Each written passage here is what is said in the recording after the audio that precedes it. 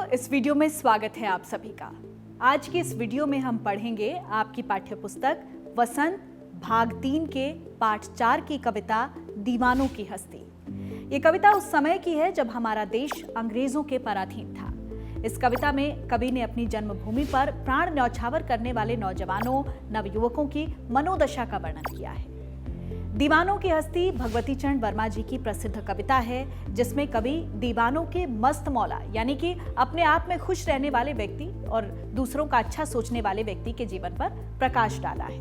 वो जहां भी जाते हैं खुशियों और उल्लास का वातावरण अपने साथ लिए चलते हैं। वो किसी वजह से जीवन में असफल हो जाने पर भी किसी को दोष न देने का भी संदेश देते हैं और स्वयं भी असफल होने पर किसी अन्य को दोषी नहीं मानते हैं। कविता में कवि ने यही संदेश दिया है कि हमें अपने आप में खुश रहना चाहिए, दूसरों के जीवन में खुशियां भरनी चाहिए। आइए अब कविता के सार को समझने के बाद हम कवि के जीवन परिचय पर प्रकाश डालते हैं। भगवती चरण वर्मा जी का जन्म 30 अगस्त सन 1903 में तत्कालीन यूनाइटेड प्रोविंस वर्तमान उत्तर प्रदेश के जनपद उन्नाव की तहसील सफीपुर में एक संभ्रांत कायस्थ परिवार में भगवती चरण वर्मा का जन्म हुआ था और उनकी कविता, उपन्यास, कहानी, निबंध और नाटक लिखकर उन्होंने साहित्य के क्षेत्र में राष्ट्रीय और अंतर्राष्ट्रीय स्तर पर ख्याति अर्जित की है। बच्चों, आपको अपने स्कूल की बुक के साथ उनकी कविता और निबंध को भी पढ़ना चाहिए। इससे आपको ज्ञान की प्राप्ति होगी। अपने छात्र जीवन में 1961 में उन्होंने साहित्य अकादमी पुरस्कार हासिल किया।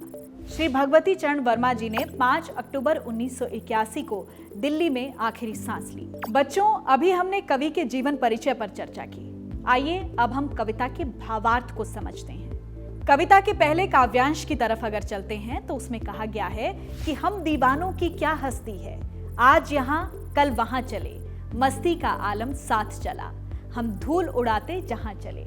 आइए अब भावार्थ को समझते हैं।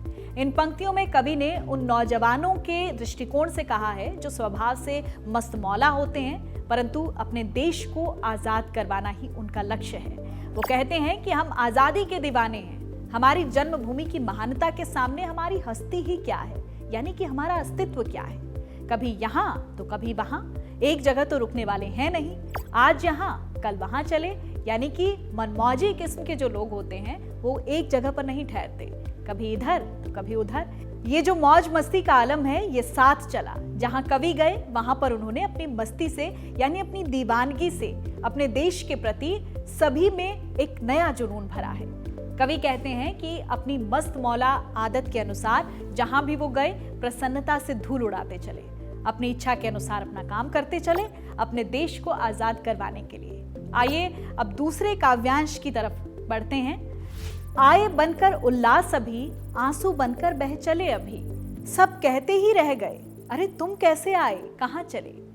कवि यहाँ पर बताते हैं कि जब वो अपने घर को लौटते हैं तो उनके जान पहचान के लोग और उनके दोस्तों के चेहरे पर उल्लास छा जाता है, यानी कि वो खुश हो जाते हैं। और जब भी अचानक से उन्हें मातृभूमि की पुकार पड़ती है तो सारी खुशियां उनके चेहरे से गुम हो जाती हैं। उनकी जगह आंसू बहने लगते हैं। सब कहने लगते हैं कि अरे तुम कैसे आए, कहाँ चले। ये कहने पर विवश हो जाते हैं, किंतु वो रुक नहीं सकते क्योंकि उन्होंने तो अपना पूरा जीवन मातृभूमि के नाम कर रखा है।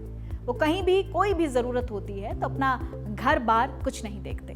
बच्चों, हम आशा करते हैं कि अब ये कविता आपको समझ आई होगी और आपको आसान भी लगी होगी। इस कविता को आज यहीं तक पढ़ते हैं। अगली वीडियो में हम पाठ 4 के दीवानों की हस्ती के आगे के भाग को समझेंगे। तब तक के लिए धन्यवाद। अगर आपको इस कविता से संबंधित कोई भी प्रश्न है, कोई भी शक है, तो हमारी वेबसाइट के द्वारा हमारे विशेषज्ञों से संपर्क कर सकते हैं, अपने हर प्रश्न का जवाब पा सकते हैं।